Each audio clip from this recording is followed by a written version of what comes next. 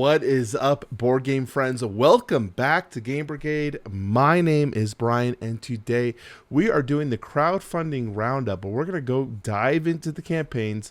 I have a friend on my Discord, by the way, who makes fun of me for saying dive, and every time I say dive now, I literally think of you and I feel like an idiot.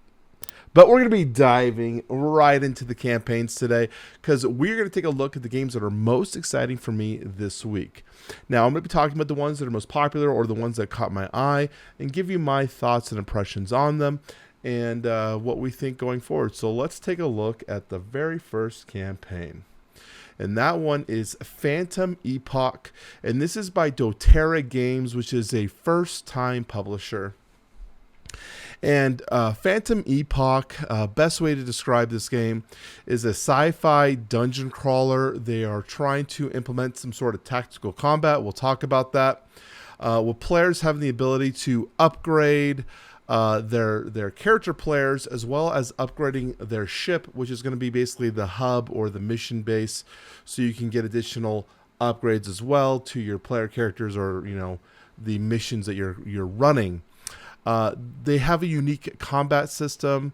Let's kind of scroll down to the combat system, actually, and we can kind of talk about it. Okay, so for the combat system, they have two things. The unique thing that they're trying to show off is the enemy AI system that they're implementing. They'll have a race and a type of creature you're fighting. So let's say it's a human warrior. Well, a human is going to interact in some ways, but if it's like a seagull warrior, a seagull acts different than a human. So they have these kind of AI systems where you're going to draw the race card for the thing. It's going to kind of explain what it does, and then you have the class ability as well, which is kind of cool. And then they are going to be doing this combat system, which is kind of like a push your luck, where you're going to be rolling these dice, and you're also going to be playing these cards out to kind of bid for your AP. The higher AP, the slower you go, but the more actions you can do. I'm very curious how this is going to work because I don't know what the downside is of always just playing a bunch of cards to get the best actions. I'm very curious how they have balanced this. They have said that you need to redraw your cards at some point where it says rest, remove. You can equip, let's see, there's something about here about heal, rest, remove any negative character, recover all your player character action cards. Yeah, the rest action, you can get your cards back. So obviously there's probably a negative there in terms of the how often do you want to take the rest action. But again, I'm curious how they're balancing playing all your cards out immediately comparatively to just trying to blitz everything down as quick as you can with massive actions. So what is this game? Let's kind of talk about Phantom Epoch a little bit. Phantom Epoch immediately stands out to me as like kind of a Gloomhaven meets Mass Effect design space. They very much are going in on the Mass Effect appeal here. They've got the standees. You've got the locked hidden characters behind boxes, which is down here. You have 12 character class envelopes and class boards. 4 of those are starters, very similar to Gloomhaven here, and 8 sealed advanced classes. So you can get these advanced classes playing through the campaign. I think that's pretty sweet. Any type of unlocks that are kind of unique or more advanced as you get through the systems is always cool.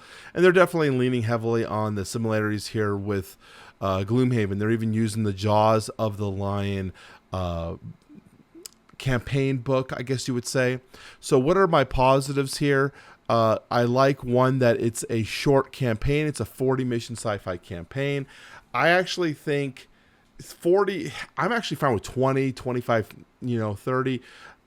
Like sometimes lower is better. You get a lot of these campaigns lately pushing 150 hours, 300 hours, and it's like, who's got time to play that? Like I'm going to play other games. So, giving me a number that's attainable, then I can actually enjoy and experience the story. I think that's a really big bonus.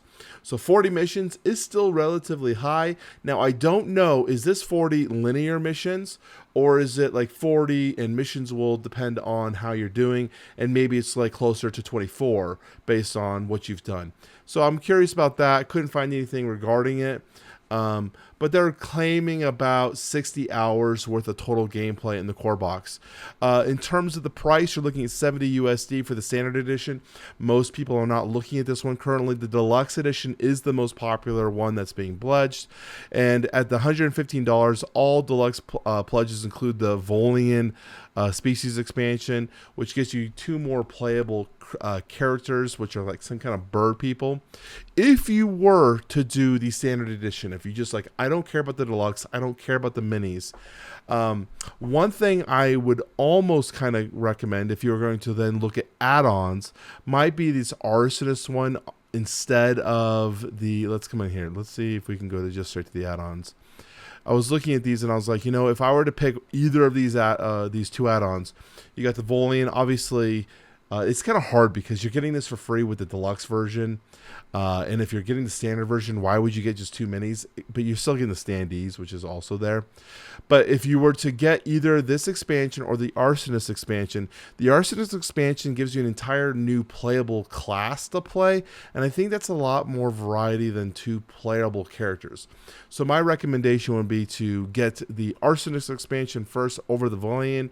And then obviously if you're getting the deluxe edition, you can decide if the Arsonist is worth it for you. Because the downsides for this one, this is a first time publisher. doTERRA has created 2 games, but the first game was this one, which they canceled. So we're only currently looking at 1 brought game, and it's not even delivered yet. So obviously I'm trying to say here, be aware of first time publishers. I think indie game should be pushed. We should be trying to figure out who are the good indie companies and supporting those companies. But just be aware that there has been a lot of stuff going on in Kickstarter, a lot of things happening in the world where sometimes it makes it harder for these companies to deliver. So, there you go. There's my my little bit of awareness for you. The next one we're taking a look at here is Witchcraft by Salt and Pepper. And this is a solo card game. So this one was hard for me because I am not usually a solo gamer. I definitely like playing games at 3+. I love games at 5 or 6. I like having the whole group and the interactions everyone has. So looking at Witchcraft was a little bit odd for me. But one thing I love, let's get this going. I love the art and the aesthetic that they have going on here. I think it's really cool. Also, Halloween is like my favorite holiday, so I was already kind of sold on this. And the gameplay actually doesn't look too bad. And if you're looking for a pretty good run through of the gameplay section, I'd really recommend Beyond Solitaire. This is about a 20 to 30 minute video. You could skip through the introduction in terms of like how the game plays, because she explains the game in her, she plays it like a round or 2. She explains it in the game anyways. So I recommend, if you're really trying to learn how this game plays, watch the end half of this video. It's very, very good. But effectively what you're looking at in this game is you are playing witches to try to help the village, but you're also then going to try to convince the villagers to not, hang you or put you in jail, because they don't trust you. They really don't trust you. So what will happen is you're going to have a mission that you're going to want to complete with your Coven of Witches. And so in this case, you have Save the Village and the Grain Supply. It has a difficulty of 5, so you're going to have 5 power to complete it. But there are going to be 4 cards revealed that are also going to be challenges for you to overcome. So in this regard, you have the Evil Witch, you've got the Wild Boar, and then there are success and failure markers. So if you don't complete this section, here is something that's going to happen. This game is intended to be difficult. It's not intended to be very easy, and you have to make the right choices of how you want to complete each mission, because you are going to have to counter that with also getting negative issues. So the way it works is you have your stuff you're going to deal with. You are going to play your witches either on their hidden side or their revealed side. If you play them for the revealed side, they are more powerful. They're going to give you more power to complete the mission, but because you're revealing them as a witch, they're going to go away. They're going to get taken away and put in jail.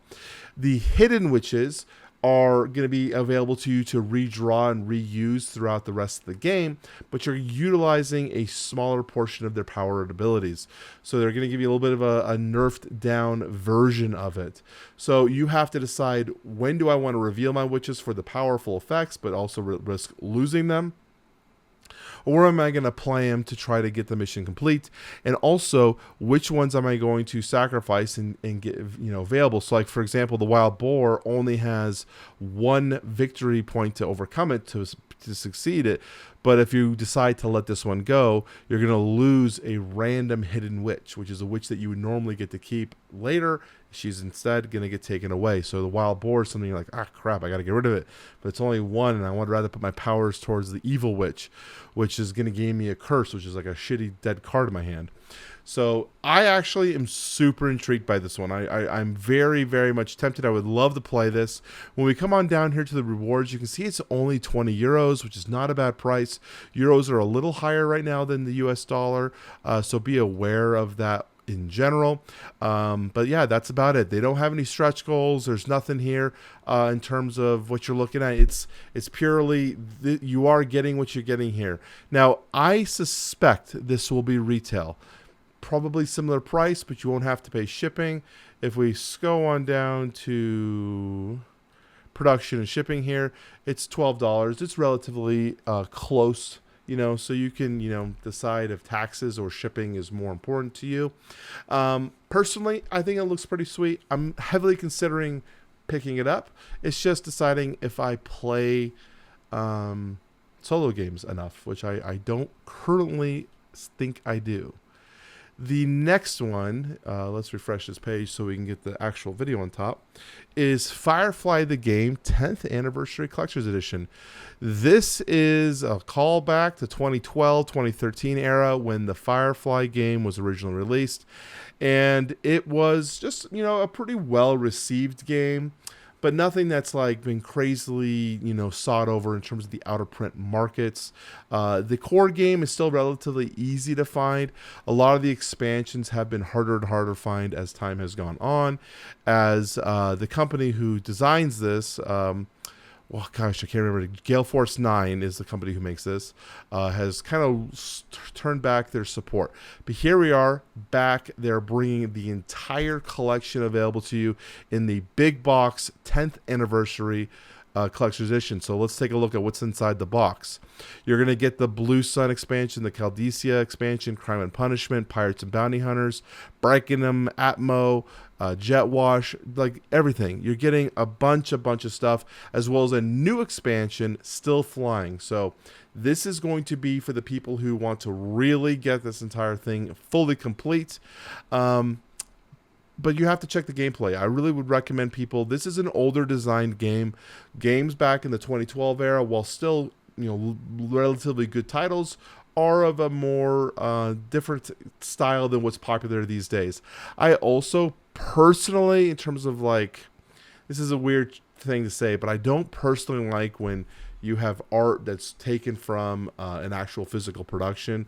So here we actually have screen grabs from the TV show Firefly.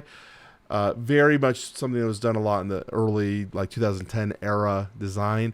I don't care for stuff like this, but it also gives it a charm of Firefly. It's kind of like this is Firefly. So what is Firefly? Well, it is a pickup and deliver area movement game. I just screwed up my whole thing. Let's go and refresh this again. Let's see if we can see about the game. So effectively, you've got this big board map. You're going to be traveling along, doing different types of contracts and missions, picking things up, taking them to places, all the while avoiding, the raiders and the Alliance cruiser that's kind of hanging around. It's a standard pick up and delivery game. If you are looking for a similar title to this at a very discounted price, you can also look at Star Wars Outer Rim. Has a very good pick up and deliver system as well, but I highly recommend getting the expansion because the core box is kind of limited on its own. But overall, I think the Firefly game is kind of enticing me, and I don't know why. Now, they are obviously showing some FOMO with the why back now. They're saying that the entire big box will only be printed in this Game Found campaign. And if you are a Firefly fan, this is a kind of a Firefly fan. If you are a Firefly fan, this is a good way to get everything immediately in the Deluxeified Collector's Edition box and enjoy it. The game runs long. It's again, I recommend really checking deep on the gameplay if it's something for you. But it's kind of itching that kind of, you know, collector's itch that I always have that I can't get rid of. So we'll see. Not sure on if I'm going to be back in this one, but we have currently 20 days left to decide. I'm going to be holding off for a little bit longer. The next game we're going to be taking a look at will be Stalker, the board game. Let's go and refresh this. I gotta just refresh these pages.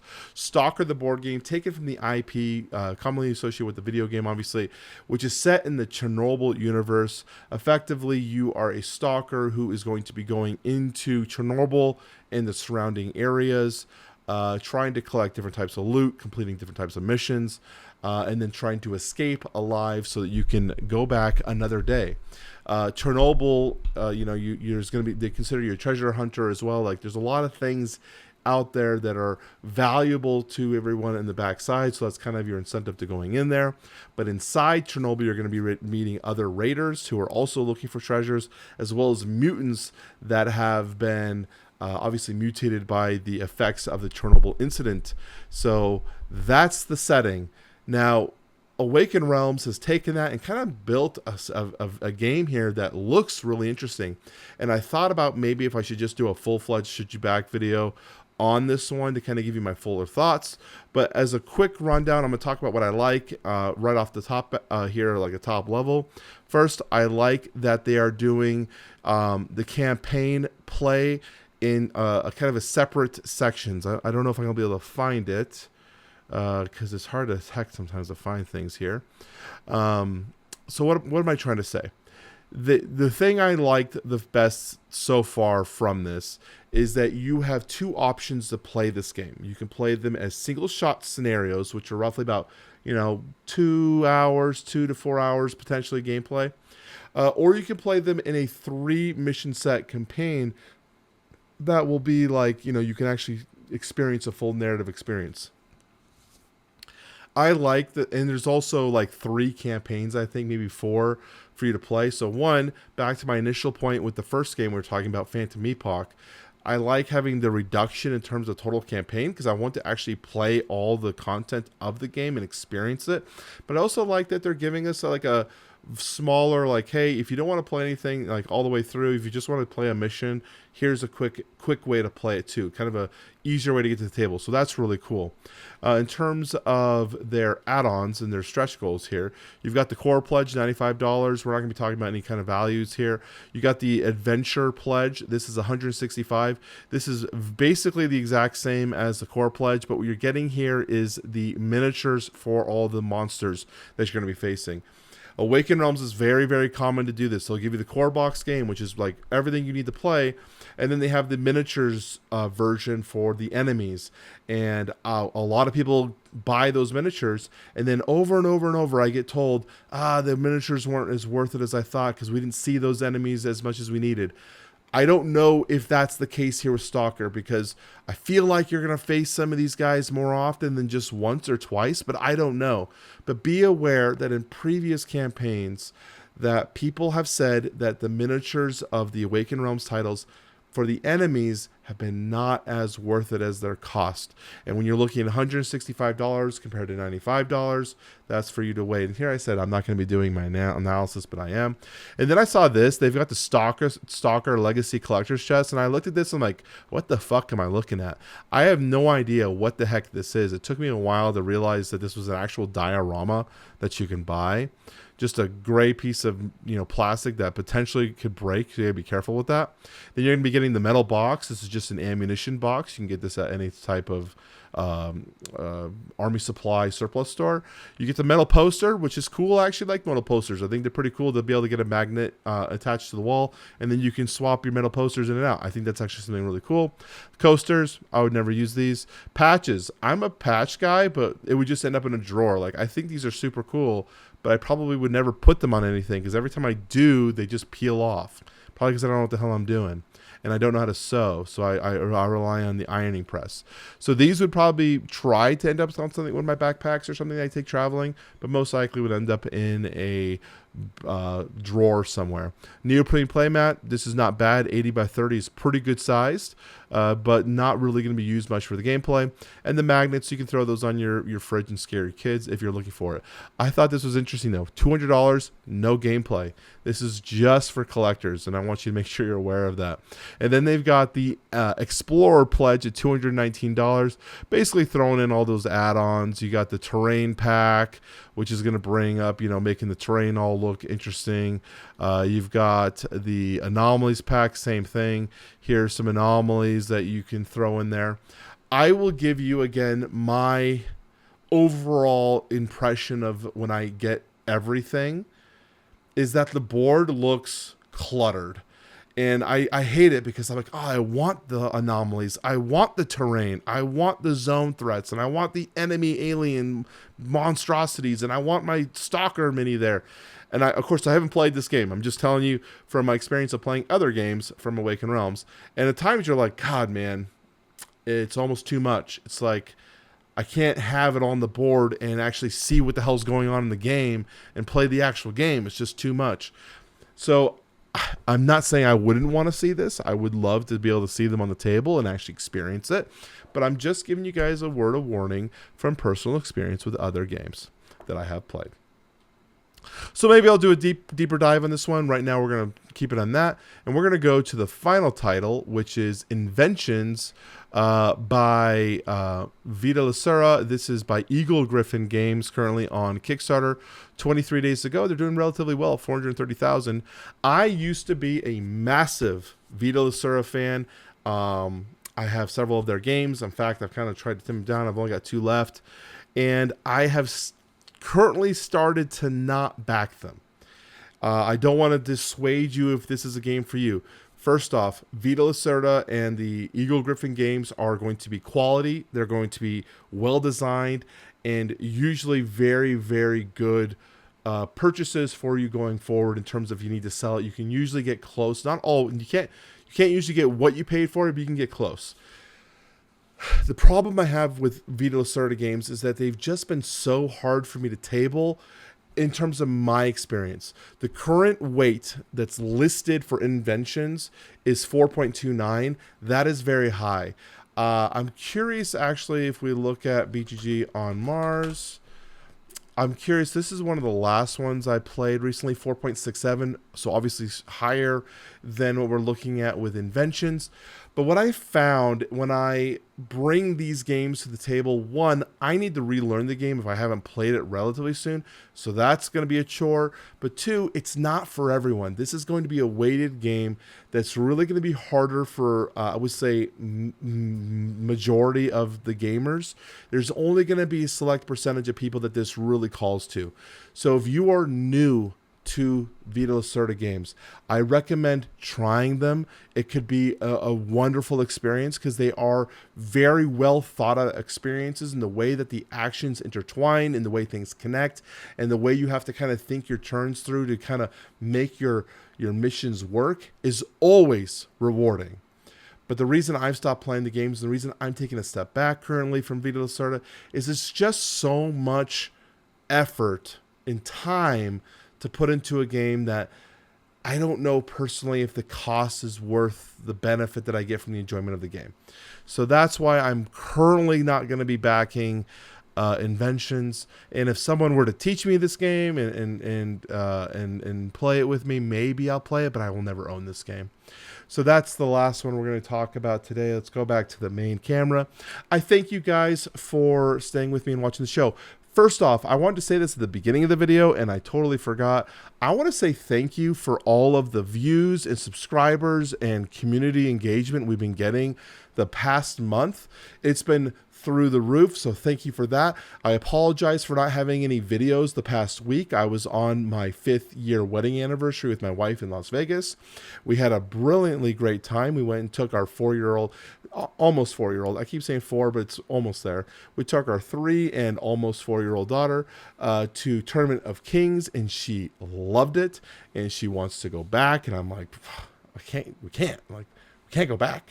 So I keep showing her, actually, I keep showing her YouTube clips of the trailer as well as other people so that she's like, oh, yeah, I'm watching it. And she thinks she's there. So that was kind of cool. What else did we do? We did a timeshare meeting, if you guys want to know. We did a timeshare. So we got our vacation for free, but I had to spend 2 hours listening to someone talk to me about buying their timeshare. We did not buy it. And I told the guy up front, I was like, we're not going to be buying it, but we're here because we obviously know we need to be here to get our free vacation. And I don't think he liked that, very much. I don't think he was very appreciative of my candor. But I thought it would be, I thought I was doing him a service being like, hey, I just want to let you know we're going to be up front. Yeah, that's about it. We drove down there, so that took a long time. That's also one of the reasons why I haven't had a video in a while. Did a lot of driving, just got back recently. And I wanted to do a video, guys. So hopefully you guys enjoyed this Friday upload. Thank you again for all the subscriptions. Thank you guys for joining the community. I really, truly appreciate it. If you want to join the community and be part of the full-fledged Game Brigade Wolfpack, check out the Discord in the description down below. Join us. Talk to us about campaigns and board games and fitness and whatever it is that you find important in your life. We are also talking about those same things. So thank you again. I'm going to ramble off. This was a very long ramble. Talk to you soon. Bye-bye.